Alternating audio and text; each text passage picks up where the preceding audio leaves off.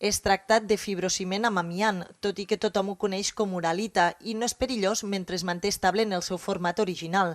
Però a mesura que va passant el temps i el material es deteriora o es trenca, hi ha un risc de dispersió de fibres d'amiant que pot causar greus danys a l'aparell respiratori i digestiu de les persones, així com també en el medi ambient. Aquest material, que està present en pràcticament tots els edificis construïts fins l'any 2002, es trobava als aparcaments situats als blocs de pisos dels carrers Joan 23 i Tomàs Viarnés.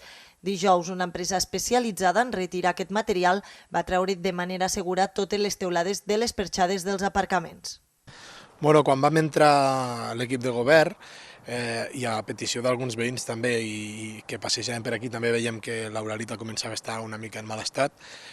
I a part que els estaments més superiors ens estan recomanant fer el canvi d'infraestructures uralita, tant com a particulars com a les institucions, doncs vam creure convenient des de l'Ajuntament ficar una mica d'exemple i començar a canviar les uralites municipals, començant pel pàrquing, que és el més vistós, com aquí que diu.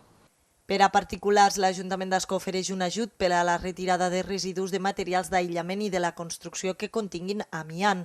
L'objectiu és que aquesta es faci amb seguretat, minimitzant el risc per a la salut pública. Sí, actualment ara tenim una subvenció que grava hasta el 95% del cost del canvi d'uralita, que és tant per el canvi de l'uralita com per la gestió als abocadors especialitzats, fins a un màxim de 15.000 euros.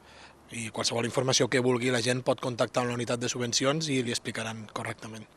La retirada de l'uralita es va fer molt ràpid i durant el matí de dijous ja havien acabat totes les tasques.